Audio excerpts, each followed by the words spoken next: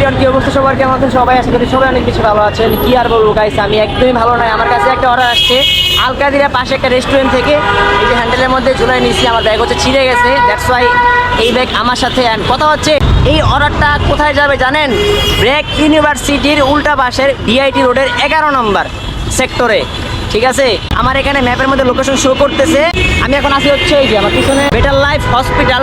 Customer location এখানে ম্যাপের মধ্যে শো করতেছে হাজিপাড়া পেট্রোল পাম্পের এইখানে।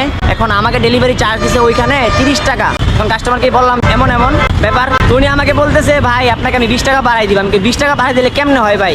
রামপুরা থেকে ব্র্যাক ইউনিভার্সিটি উল্টা পাশে ডিআইটি রোডের ভিতরে 11 নম্বর সেক্টরে আপনি 20 টাকা বাড়াই দিবেন, আর আমার এখানে 30 টাকা, 50 টাকা কি ভাই হয়? এখন ঘড়িতে বাজে 5টার কাছাকাছি আর কি, 5-10 মিনিট কম। তো কাস্টমার বলতেছে উনি রোজা রাখছে, ইফতার ক্যান্সেল করতে পারবে না, যাইতে হবে আমার। এখন আমারও যাইতে হবে, কিছু করার নাই। দেখি কাস্টমারের সামনে যাই, বুঝায় বলি যদি কিছু টাকা আমাকে বাড়ায় দেয় ডেলিভারি চার্জ। অ্যান্ড আপনারাই বলেন রামপুরা থেকে ব্র্যাক ইউনিভার্সিটি উল্টা পাশে ডিআইটি রোডের ওইখানে রিক্সা ভাড়াই কত, ডেলিভারি চার্জ কত দিল? মানে লোকেশন উল্টা পাল্টা। এই হচ্ছে ঘটনা।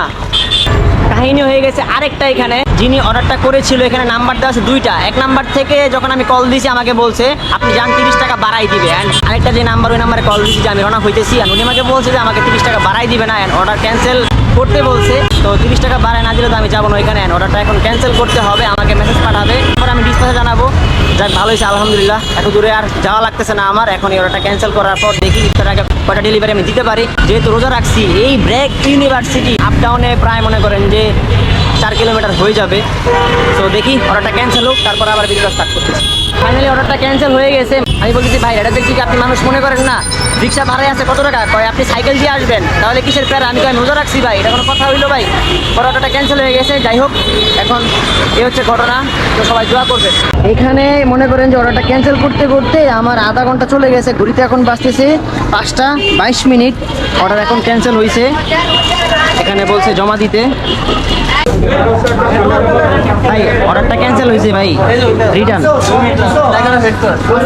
অর্ডারটা ক্যান্সেল হয়েছে ভাই, রিটার্ন অর্ডার। এই যে এটা, হ্যাঁ